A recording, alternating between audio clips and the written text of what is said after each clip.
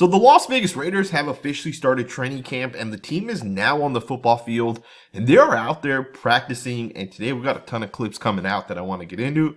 We have a ton of updates that have also been coming out from some of the beat reporters, some observations and those type of things that they've essentially put out there. And I'm excited, man. Football is officially back. Let's get right into this, man. So the Raiders obviously begun training camp today. The only guys that were not out there for the Raiders, of course, was Christian Wilkins, who's on the physically unable to perform list, and Thayer Munford was not out there either, which is kind of interesting in my opinion. We did not hear that Munford was hurt or anything like that. Even Pete Carroll was asked about this yesterday. He didn't mention that Thayer Munford was hurt, so I'm not 100% sure why he was not out there, but it will be interesting to kind of keep an eye on, because if Munford misses any time, I think he's a guy that could potentially get cut at the end of training camp. Munford, if you guys remember, switched over to the guard position this season. He's only really practiced that guard for the Raiders. So that means this regime only values him mostly as a guard. So he won't have that tackle guard flexibility, which was, I think, one of the key reasons he was here with the Raiders. But it is interesting nonetheless that he wasn't out there. We'll see what ends up happening and if we get any sort of update. But I want to go ahead and just start this video right away, and I want to break down some of these clips. There's like 3 or 4 clips that have come out. One of them being this one here. This is an interesting clip because you got Ashton Jeanty returning punts for the Raiders. And, watching Ashton Jeanty here, like the way he changes direction, the way he can stop himself and then go back the other way and just explode out of there is really impressive. So you obviously see, I think that's Trey Tucker right there as well, number 1. But just look at Jeanty here. He's going to catch the ball. He's going to start running to his left. And look at him put the foot into the ground, change direction, and just kind of go the other way. Now, I'll be honest with you guys. I don't think Ashton Jeanty should be a punt returner at all for the Raiders. Special teams does have a higher risk of injury than like if you're just a regular running back doing only running back type of things. And I don't think he should be returning punts, in my personal opinion. But we'll see what ends up happening. But I do love the fact that you see this guy out there changing directions. And, I think we're going to see Ashton Jeanty go for 1,000 yards as soon as this season. I think the offensive line has definitely improved, gotten a lot better. And I think they're going to continue to get better as time goes on. We have a lot of really young football players, just generally speaking, on the O-line and even on the offense.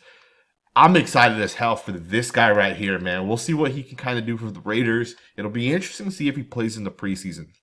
The Raiders do have a scrimmage this season against, I believe it's the 49ers. And scrimmages generally are where you want to put your guys, out there and let them go out there and compete. Because with the scrimmage, you can kind of control, what you're going to be doing, right? You can line up on the 5-yard line and take 30 snaps from the 5-yard line. You can say, hey, this is 3rd and 15, and take 30 snaps from 3rd and 15. And it kind of just gives you a way to control the game and kind of control the situation that a team is in. Real games in preseason don't allow you to do that, right? Not preseason, I don't know if you'd say it's a real game or not, but regardless, we'll see if Ashton Jeanty ends up playing. You have a defensive line drill here. Kind of interesting with some of these guys. Christian Wilkins right now is not practicing for the Raiders.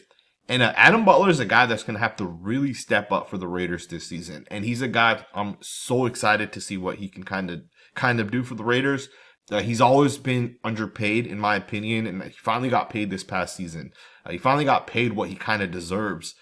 And I'm excited to see what this guy can kind of develop into this season specifically. You see Adam Butler here. You've got Maxx Crosby as well. Tyree Wilson standing right behind Butler. You don't actually see the clip you don't actually see him working out there in this clip, but Tyree Wilson looks good, man. I'm excited to see what this guy develops into as well. We know what Maxx is. We know what Adam Butler has kind of shown us. Even when Christian comes back, we know what type of player he is. This season, man, I think the defensive line will still end up being a good unit, even if Christian Wilkins is not out there. Malcolm Koonce is good to go, which is something Pete Carroll told us yesterday in his presser. Although they'll slowly ramp him up, he's good to go. So you got Geno Smith practicing out here as well. You're basically gonna practice him taking a hit as soon as he kind of throws the football. Kind of get the body right, getting used to taking hits, right? You got to ramp it up slowly. I'm excited for Geno Smith this season as well, man. The Raiders are going to be so much better this year, and I can't keep overstating that. And I know I've been saying that in a lot of these videos. This year is different.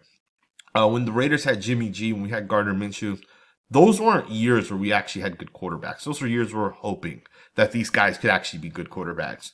And even to pair that up, the offensive coordinator situation was not good in those 2 years.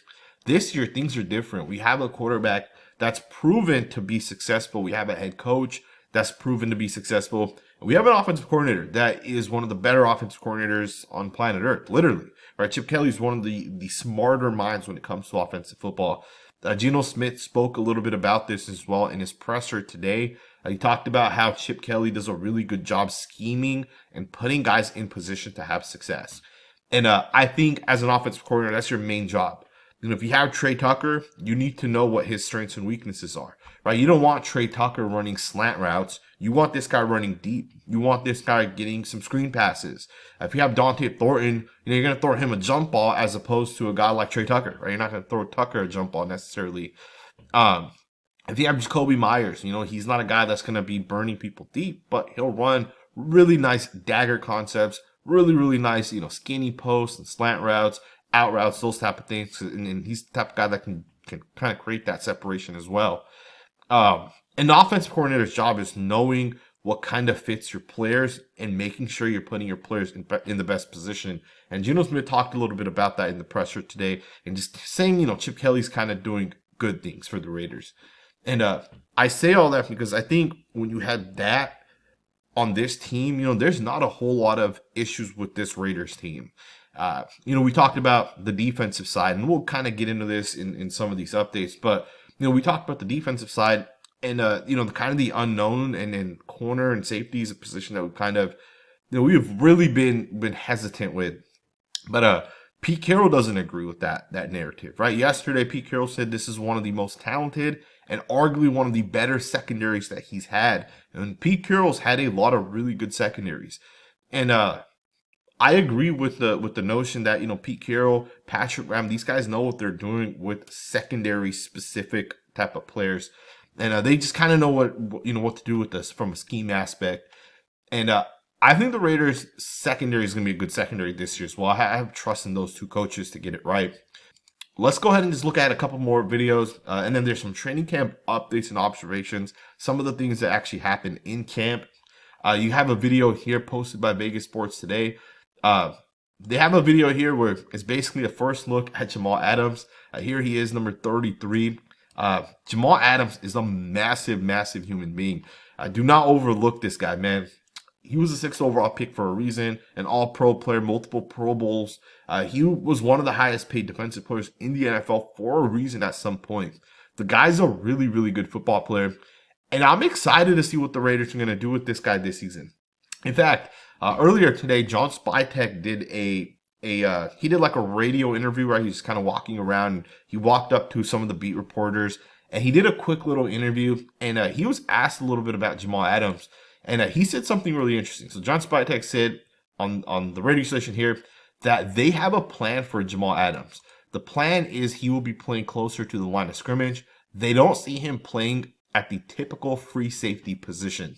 So, I went and actually listened to the entire interview, and I listened to some of what John Spytek had to say with Jamal Adams. It's interesting because he said that Jamal Adams won't be playing the typical safety position the way Isaiah Paul-Amount and Jeremy Chin will be playing. And then he kind of noted that Jamal Adams will not be playing the typical free safety position. And, sometimes people don't know, and I'll just kind of throw this out there. The difference between a free safety and a strong safety is a strong safety is going to be a lot closer to the line of scrimmage. Free safety is going to be further back, right? It's just kind of basic stuff. But the cover 3 scheme that Pete Carroll runs, it takes it even further than that. The free safety in Pete Carroll's scheme, they're going to play in the middle of the field, right? And they're considered as a post safety. And essentially, the role with the post safety is different than even a free safety in like a split safety look. The post safety has to be quick and explosive and fast. It has to be able to change direction. And that's not Jamal Adams' game, right? Jamal Adams' best football is around the line of scrimmage. And Spytek made sure that it was known that this guy is going to be lining up around the line of scrimmage, right? His role will be like a specialized role where he'll be down in the box. And he didn't even necessarily say that he'll be playing like as like a strong safety down in the box, right? He just said this guy's going to be playing literally around the line of scrimmage. And it makes you think, like, I wonder how much Jamal Adams plays like the linebacker position versus like a safety position. How much he plays, maybe even as an edge player, as opposed to a slot corner. One of the things that Jeremy Chin did a lot last year for the Washington Commanders, Dan Quinn had this guy lining up literally as an edge player. Literally on the line of scrimmage where Maxx Crosby would line up. They had this guy playing that position. He was coming off the edge. He was dropping back in coverage. He's kind of doing all these different things. And the thing with Jeremy Chin is, Jeremy Chin for Dan Quinn, he wasn't a typical safety. He was more so of like a hybrid linebacker / edge player, right? Where he's like 6'2.5", 6'3". He's 230 pounds. He can take on offensive linemen. Jeremy Chin did that last year. And I feel like the Raiders, they want him to continue doing that this season, but they almost feel like Jamal Adams can also kind of play that role. Our defense is going to look a lot different this season than it's looked in the past. We're not going to play a traditional nickel defense where you have 3 cover corners, 2 safeties that are like, one guy might be a box safety, one guy leans towards being a cover guy. It's not going to look like that at all this season, man. I'm telling you guys, the Raiders are going to bring in safeties and line them up on the line of scrimmage. They're going to take guys like Jamal Adams and put them in the slot as a corner, as opposed to like a traditional cornerback. We're going to have guys that are like 6'3" playing corner, right? Our defense is going to be physical as hell. I'm so damn excited about that. Let's get into some of these observations. So, as I said, it's going to look a little bit different on the defensive side. Vince Monsour said something that kind of backs that up a little bit as well. He said that during the first 11-on-11 period, which featured a bunch of 3 linebacker sets with Landon Roberts, Devin White, and Jermaine Pratt. This is kind of interesting because he followed up with another tweet saying that Roberts with White next to him were the guys that were basically playing the middle linebacker positions. This is what this guy was asking down here. And then he said Jermaine Pratt was typically at the edge of the line of scrimmage standing upright. So if you guys don't know what Vincent Monsour is saying, is he's basically saying the Raiders were in some sort of base package where they had their typical 4 defensive linemen, but Jermaine Pratt lined up on the line of scrimmage standing up. And then, of course, Landon Roberts and Devin White were the 2 stacked linebackers behind the defensive line. As I said, the defense is going to look a lot different this season. Now, that package is kind of a base package. It's a normal package. But the one thing we do have to recognize is that package is also going to be a package we're going to run with a nickel personnel out there. Right? This is base personnel, which is different. But we're going to have a nickel personnel at some point out there as well. And Jermaine Pratt is lined up on the line of scrimmage in the base personnel. But it'll be Jeremy Chin or Jamal Adams on the line of scrimmage lined up in the nickel personnel. Right? And it's something to just kind of note that the Raiders this year are going to look a lot different on the defensive side. We're going to be doing things differently. Pete Carroll has had a lot of success. And it'll be interesting when the Raiders get into nickel, which of these 3 linebackers ends up which 2 of the 3 here end up basically out there on the football field. If I'm a betting man, I would think it'd be Jermaine Pratt and Devin White, but I wouldn't be surprised if it's Landon Roberts as opposed to Devin White. I'd be very shocked if Jermaine Pratt's not one of the starting linebackers. Also, do note, Jermaine Pratt in that, with that first set of the first team defense, do note Jermaine Pratt lined up on the line of scrimmage. Amari Gaynor was an edge player in college, so he can kind of play that role as well. And I hope he's able to prove himself this season because that guy has a ton of upside, right? So that's something to just kind of keep an eye on. Vincent Monsour in the same tweet also said that the first team offense came out in 11 personnel, and it was consistently these 3 guys right here, right? Dante Thornton, Trey Tucker, and Jacoby Myers. That's going to most likely be the Raiders' 3 starting guys. We talked about this multiple times. Who are going to be the 3 guys that are going to go out there for the Raiders? Who are the 3 wide receivers that the Raiders are going to consistently rely on? And the fact that Dante Thornton was essentially thrown in there with the first team unit, he was out there with the first group.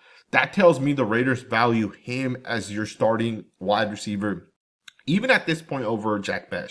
Now, do keep in mind, Vincent Monsnor followed this up. He said that in the second 11-on-11 period, keep in mind, this is still the first team unit. It was just the second time they did this. It was Jack Bech, Jakobi Meyers, and Dante Thornton with the first team unit. So that tells me right there, Dante Thornton's going to be the guy for the Raiders. It's going to be a full-time starter. Jack Bech is essentially going to swap in with Trey Tucker, which I think that makes sense. Jakobi Meyers is obviously our number one wide receiver, so he'll always be out there. But based off of Vincent Monsnor's tweet, the rotation right now is Jack Bech and Trey Tucker. Not Jack Bech and Thornton, not Trey Tucker and Thornton. It's going to be Jack Bech and Trey Tucker that'll be swapping in and out with one another. And then Dante Thornton and Jakobi Meyers are going to be the full-time starters for the Raiders. Now, that could obviously change, but do keep in mind, usually when you say, hey, we got this group out there, these are the guys we want out there, these are the guys we're relying on. Day one of training camp is when the Raiders coaching staff puts that out there, right? If your quarterback today with the first team unit is Aidan O'Connell, that means the Raiders think Aidan O'Connell is going to start. If it's Geno Smith, that means Geno Smith's the guy they expect to start. To me, I really, really, really, really like the fact that Dante Thornton has already proven himself enough that the Raiders coaching staff actually values him and is willing to potentially put him out there as the guy that's going to play for the Raiders, right? So, again, Dante Thornton to me could be, essentially the steal of the draft this season if he ends up doing what we think he can do. And remember, Darian Porter, Dante Thornton, Charles Grant, these are three guys that are kind of like, they're all kind of raw, but the potential is through the roof. And even Jack Bech a little bit, right? Because Jack Bech did not have an incredible season with TCU. In fact, if Jack Bech did not have if he did not have the success during the Senior Bowl that he had, he might not have been picked in the second round. He would have probably been somewhere in round 3 or 4, based off of the production from TCU. But a lot of untapped potential with Bech, with Thornton, with Porter, with Charles Grant. The untapped, the upside of those 4 guys is going to be massive. And all 4 of those guys could be like contributors within the next year or 2 for the Raiders. And I'm just excited, man. I don't know what to tell you guys. I'm so damn excited that the Raiders, for the first time, it seems like in years, are drafting guys where it makes sense to draft. They're not reaching, and they're also getting guys with like all pro type of potential. Howie Roseman, the Philadelphia Eagles general manager, said this recently. He said that, in rounds like 3 to 7, we'd rather not take guys that are safe, that don't have a ton of upside. We'd rather take 5 players that bust out, but the potential is that one of those 5 players becomes an all-pro player. We'd rather take those guys than the safe guys. And it makes sense, right? You want guys that can become all-pro players. You want maxx Crosbys. You don't want guys that are like, I don't know, Thayer Munford, for example, right? No shot at Munford. But like, generally speaking, you want guys with upside, and we have so many of those guys this season. That doesn't include Cam Miller or Tommy Millott, which, we'll see what those guys develop into. But like, the other 4 guys have actual upside to be really, really, really good football players. So we'll see what ends up happening. A couple other updates that are coming out. Mike Dixon put it out there saying back-to-back sideline throws for Aidan O'Connell to Alex Bachman, who catches it for 20-plus yards. There's another one here. Beautiful pass across the middle. Deep from Aidan O'Connell to Ian Thomas for the touchdown during 11-on-11s. From my understanding, and I don't know if Ian Thomas had 2 touchdowns today, but Aidan O'Connell threw a touchdown to Ian Thomas, and I believe Geno Smith also threw a touchdown to Ian Thomas. Don't quote me on that, but some of what people are saying is that Ian Thomas looks really, really good for the Raiders right now. And it's kind of crazy to think this, right? If Ian Thomas is this good, and remember, when Ian Thomas came out of college, the potential for him was massive, and he never really fully developed and became that guy. But he was also with the Panthers, who had some quarterback issues over the past couple of seasons. John Spytek talked specifically about Ian Thomas earlier today in that presser, or that interview he did with the radio, and he kind of said some of the same things about Ian Thomas, that we loved this guy when he came out of college. While he was with the Buccaneers, we loved him, and he was the guy we kind of had our eyes on as soon as he became available. And I'm not shocked that he's having this success. He's been having this success since OTAs and mandatory minicamp. This guy's been very, very good for the Raiders, and I am excited to see what the tight end room can develop into, the wide receivers, the running backs. The Raiders have a ton of weapons this season. I really, really do think the offense is going to end up being good. And I think Geno Smith kind of puts it all together with Chip Kelly obviously running that scheme as well. Here's another one. Trey Taylor had the ball in his hands, but he dropped it. This would be an interception from Geno Smith. That's not a great sign right there at all. You don't want to hear that Geno Smith might be throwing an interception. Now, I'm okay with the fact that it's obviously practice. And at the end of the day, one of the things we do have to recognize is, the best thing about training camp. And I say this to you guys because I have coaches that have told me this. Literally, the best thing about training camp is that it's practice. Training camp is a time to get better. Now, Geno Smith is not fighting for a position, so he doesn't have to be conservative in training camp. But he is trying to learn some of the players he has. He wants to give his guys 50-50 opportunities. For Trey Tucker to get better as a jump ball wide receiver, it's called jump back technique specifically when you throw a guy a 50-50 pass. For him to improve his jump back technique, he has to have those opportunities in training camp. Because in a live game, you only get so many of these. And for Geno Smith to know if he can trust Trey Tucker or Dante Thorne, he has to take those shots. So, although Trey Taylor almost intercepted this pass, and you don't want to hear that Geno Smith almost threw an interception, to me, it's really not a big deal at all. And I don't know if this was Trey Taylor that actually did this. Someone else mentioned that it was Sam Webb, so I don't know exactly which player it was. And I don't think it was both guys dropped interceptions. So I don't really know. But this is what we're hearing right now. Geno Smith almost threw an interception. But again, training camp is the time to get better, right? You want to, as a quarterback, take those shots and learn what your wide receivers can and can't do. So again, not a huge deal. Final update that's coming out here. Geno Smith on Jackson Powers-Johnson. I love reading this right here. Geno Smith, that Jackson and I have already developed a tight bond. I love that guy. He's an extremely hard worker. Noted the two of them are putting in a ton of work together in the film room and on the field. So I love the fact that Jackson Powers-Johnson and Geno Smith are putting together work on in the film room, because Jackson Powers-Johnson is the leader of the Raiders offensive line. He's the guy that has to tell the left guard what to do, the right tackle what to do. He has to communicate to the tight ends, in certain blocking packages. Jackson Powers-Johnson has to know 100% what his quarterback wants in every single situation. And Jackson Powers-Johnson has to communicate that across the offensive line.